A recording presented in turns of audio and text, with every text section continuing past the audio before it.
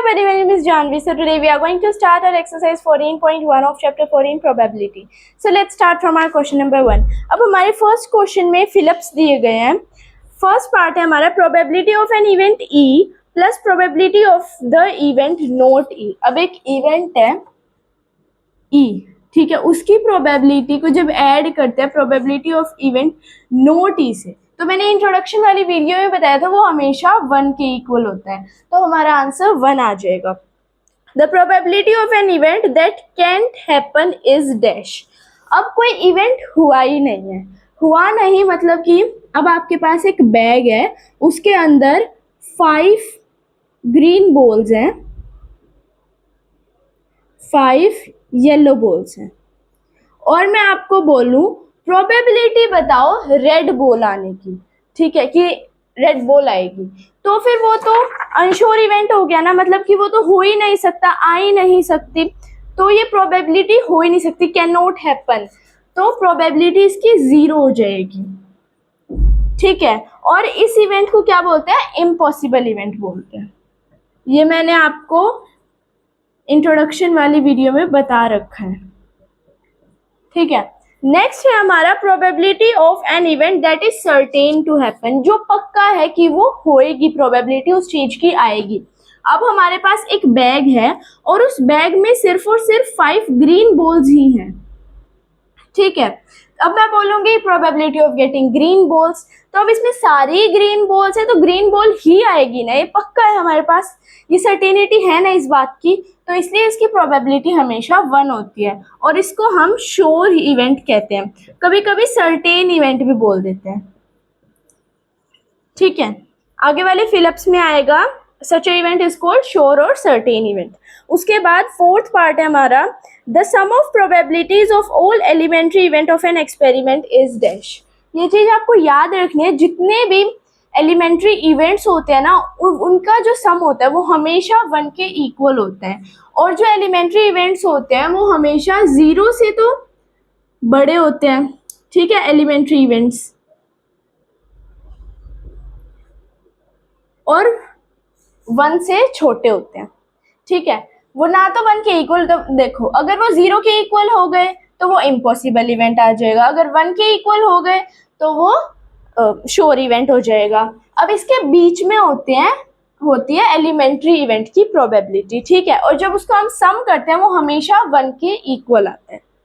The probability of an event is greater than और equal to. जो probability होती है वो या तो ज्यादा हो सकती है 0 से, या इक्वल हो सकती है 0 के. तो किसके इक्वल और ज्यादा हो सकती है? 0 के. 1 से ज्यादा नहीं हो सकती, 1 से कम होएगी. And less than and equal to, 1 से कम होएगी और इक्वल होएगी 1 के. तो फर्स्ट फिलअप में 0 आएगा, सेकंड में 1 आएगा. अब नेक्स्ट क्वेश्चन पे चलते हैं. Which of the following experiment has equally likely outcomes explain.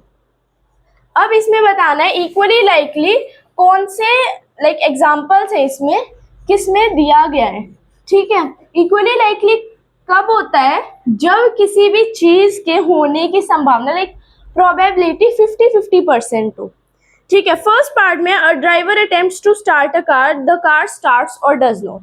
अब देखो जो कार है, अब ड्राइवर को पता होगा ना कार खराब है या ठीक है, तो ज्यादा चांसेस है ना कि कार चले. 50-50 तो नहीं है, कार स्टार्ट्स होगी उसके ज्यादा चांसेस है, तो इसीलिए ये इक्वली लाइकली नहीं होगा. इक्वली लाइकली में हमेशा 50-50 होता है कि या तो ये चलेगी या नहीं चलेगी, equal probability. A player attempts to shoot a basketball. एक प्लेयर ने सोचा कि मैं बास्केटबॉल पर शूट करता हूँ, ही शी शूट्स और मिसेस द शॉट. अब अगर वो बास्केटबॉल में अच्छा हुआ तो ज्यादा प्रोबेबिलिटी होगी ना कि वो शूट कर दे, और अगर शूटिंग में अच्छा हुआ, अगर वो नहीं कर पाया, अगर नहीं होगा अच्छा शूटिंग में, तो फिर वो नहीं कर पाएगा, उसकी ज्यादा प्रोबेबिलिटी होगी ना करने की, 50-50 चांस नहीं होगा, ठीक है.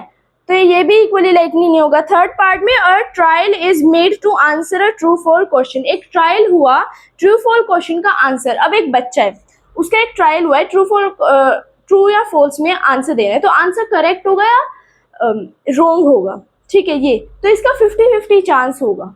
अब उस बच्चे को उस बारे में कुछ भी नहीं पता है, वो सिर्फ तुक्का मारेगा, तो 50-50 चांस होगा उस चीज का, ठीक है। A baby is born, it's a boy और गर्ल, ये भी इक्वली लाइकली होगा, तो थर्ड और फोर्थ पार्ट इक्वली लाइकली होगा।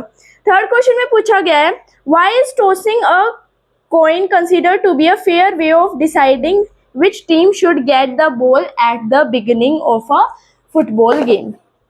अब अगर फुटबॉल गेम का मैच हो रहा है, ठीक है, और उनने टॉस कर लिया, तो टॉस में या तो हेड्स आएगा या फिर टेल्स आएगा, ठीक है। ये इक्वली लाइकली है, इसीलिए लाइक 50-50% चांस है या तो टेल्स आएगा या हेड्स आएगा। ये क्या है, इक्वली लाइकली है। तो ये फेयर वे होता है ये डिसाइड करने का कि कौन सी टीम को बॉल सबसे पहले मिलेगी, ठीक है। क्योंकि ये इक्वली लाइकली होता है, 50-50% चांस होता है। अब आप एक कॉइन को टॉस कर रहे हो, या तो हेड्स आएगा या टेल आएगा, 50-50% चांसेस है, ठीक है। अब फोर्थ पार्ट पर चलते हैं। इसमें हमें एमसीक्यूज दिया गया है, इनने कहा है 4 पार्ट्स हमें दिए गए हैं इसमें कि इनमें से कौन सी प्रोबेबिलिटी नहीं हो सकती है कभी भी। अब मैं आपको एक चीज बता दूं, जो प्रोबेबिलिटी होती है वो हमेशा फ्रैक्शन की फॉर्म में होती है, वो कभी भी नेगेटिव नहीं हो सकती है, हमेशा पॉजिटिव और फ्रैक्शन में होती है हमारी प्रोबेबिलिटी। अब हमें फर्स्ट पार्ट में दिया गया है 2/3, सेकेंड में -1.5, थर्ड में 15%, फोर्थ में 0.7। अब मैंने आपको कहा नेगेटिव नहीं हो सकती, फ्रैक्शन में हो सकती है। ये तो फ्रैक्शन में है तो ये प्रोबेबिलिटी हो सकती है, ये नहीं हो सकती, तो ये आंसर हो सकता है कि नहीं हो सकती। अब जो 15% है, हम उसको 15/100 लिख सकते हैं ना, ये फ्रैक्शन में है तो ये प्रोबेबिलिटी हो सकती है। 0.7 उसको हम 7/10 लिख सकते हैं, फ्रैक्शन में है तो ये भी प्रोबेबिलिटी हो सकती है। लेकिन नेगेटिव में कोई भी नंबर जब होता है तो वो प्रोबेबिलिटी नहीं होती। तो अब इसने पूछा था इनमें से कौन सी प्रोबेबिलिटी पॉसिबल नहीं है, तो -1.5 पॉसिबल नहीं है, सेकेंड पार्ट इसका आंसर है।